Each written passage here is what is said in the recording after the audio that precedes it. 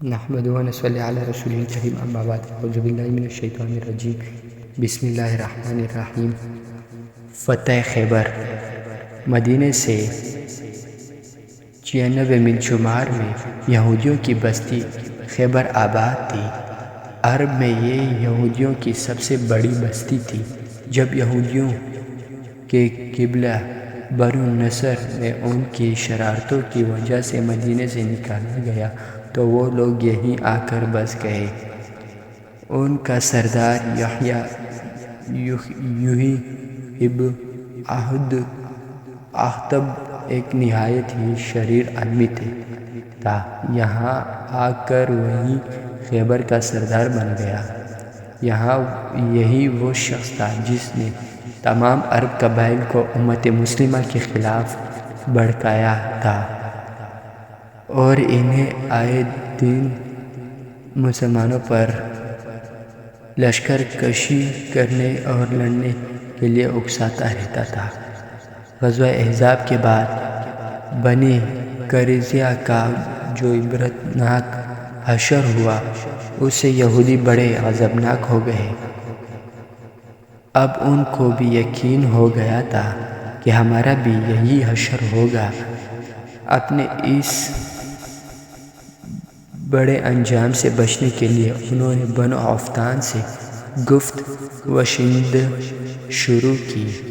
انہوں نے بنو عوفان کو اسلامی انقلاب کا ہوا دکھایا اور اس سے بچنے کے لیے تجویز پیش کی کہ 10,000 فوج بنو عوفان فراہم کریں گے اور 10,000 فوج یہودی قبائل فراہم کریں گے۔ اس طرح 20,000 فوج متحد ہو کر مدینے پر حملہ کریں گے اور مسلم خطرے کا ہمیشہ کے لیے خاتمہ کر دیں گے۔ بنو عوفان اس پر تیار ہو گئے اور فوج کی فراہمی کے لیے تیاریاں شروع ہو گئیں۔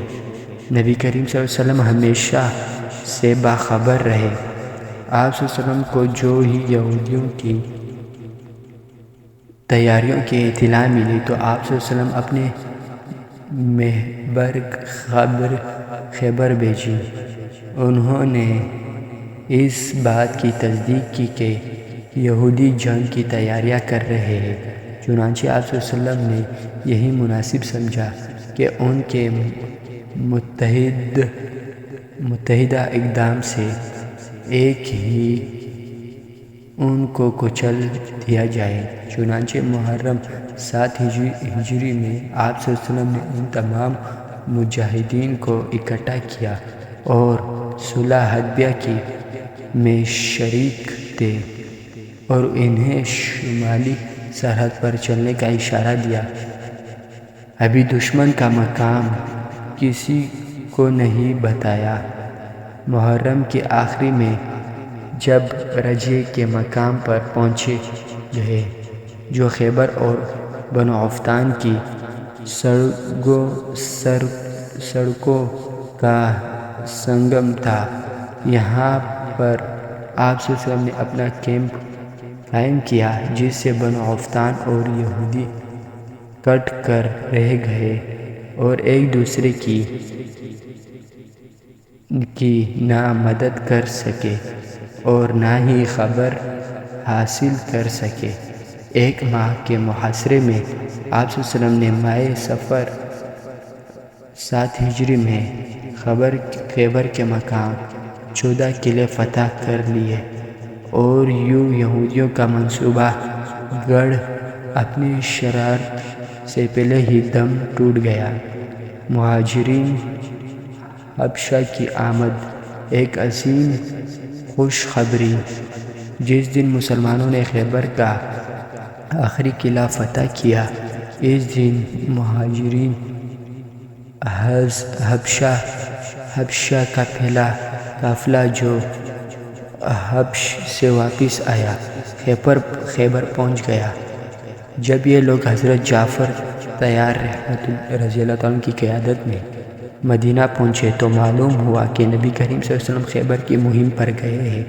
چنانچہ انہوں نے اپنے قائد کی غیر موجودگی میں گھر پر ٹھہرنا مناسب نہ سمجھا اور فوراً معاذ جنگ خیبر کے لیے روانہ ہو گئے۔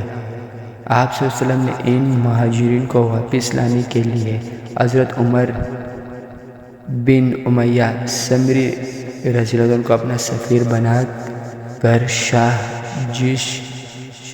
حبس کی خدمت میں بھیجا تھا، جس نے نہایت عزم و اکرام سے ان مہاجرین کو حضرت عمر بن امیہ سمری رضی اللہ عنہ کے ہمراہ واپس بھیج دیا۔ نبی کریم صلی اللہ علیہ وسلم نے جب 13 سال کے بعد حضرت جعفر طیار رضی اللہ عنہ اور دوسرے مہاجرین کو دیکھا تو فرط محبت میں خوشی اور جھوم اٹھے۔ حضرت جعفر طیار رضی اللہ عنہ کو گلے سے لگایا اور چوما اور سب مہاجرین کو خوش آمدید کہا۔ فرمایا، میں نہیں جانتا مجھ کو خیبر فتح ہونے سے زیادہ خوشی ہوئی یا جعفر کے ملنے سے۔ اس دوہری خوشی پر آپ صلی اللہ علیہ وسلم نے اللہ کا شکر ادا کیا۔ فدق، وادی القرا اور طمائع کی فتح، یہ تینوں یہودیوں کی بستیاں تھیں جو خیبر کے قریب واقع تھیں۔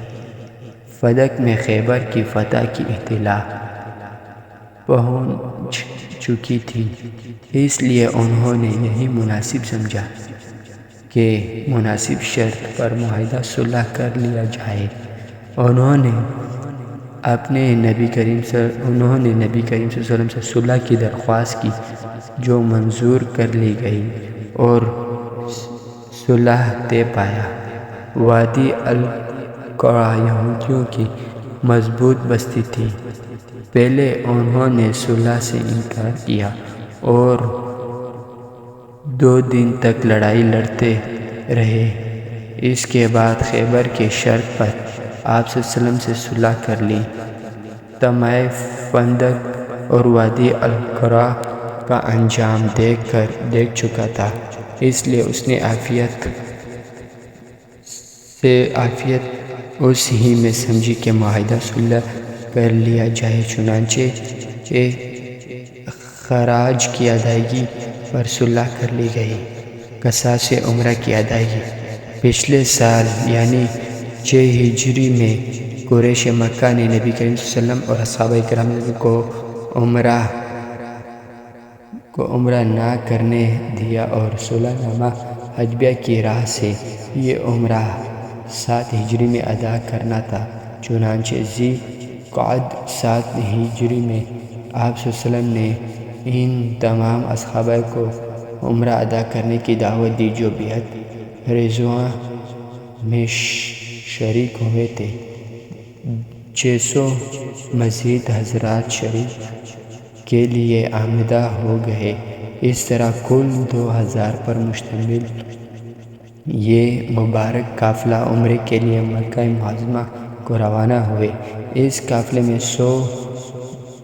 100 گھوڑے سوار بھی تھے اور 70 اونٹ قربانی کے واسطے لے لیے تھے۔ حفاظت کی خاطر اسلحہ ساتھ لے لیا، جو مکہ سے 8 میل پہلے بطن یاجوج کے مقام پر چھوڑ دیا گیا۔ اس کی حفاظت کے لیے 200 محافظوں کی متعین کر دیا۔ باقیہ زائرین حسب معاہدے صرف میان میں ایک تلوار لکیر مکہ کے معظمے میں داخل ہوئے اور عمرہ ادا کیا۔ مشرکین مکہ معاہدے کے مطابق 3 دن کے لیے زائرین کیوں استے اپنے مکانات خالی کر لے چلے گئے تھے۔ واپسی پر اہل مکہ نے اپنے مکان کی ہر چیز جو کی تو اپنی جگہ پر موجود پائی۔ ہجرت کے 7 سال کے بعد کفار مکہ کا مسلمانوں سے یہ پہلا رابطہ تھا۔ مسلمانوں کی دیانت، امانت اور نظم و ضبط نے اہل مکہ کو بڑا متاثر کیا اور اسلام کے لیے ان کے دل کھلنے لگے۔ عمرہ کا پہلا دن 3 نامور جرنیل مسلمان ہو گئے۔ نبی کریم صلی اللہ علیہ وسلم جب حدیبیہ سے مدینہ پہنچے تو تقریباً 1 ماہ بعد صفر 8 ہجری میں قریش کے 3 نامور جرنیل خالد بن ولید، عمر بن العاص، عثمان بن طلحہ نبی کریم صلی اللہ علیہ وسلم کی خدمت میں حاضر ہوئے اور اسلام قبول کیا۔ حق نے انہیں اپنی طرف کھینچا اور انہوں نے اسے قبول کر لیا۔ اسلام تاریخ کے اگلے ادوار میں انہوں نے اسلام کے لیے ایک عظیم خدمت انجام دی۔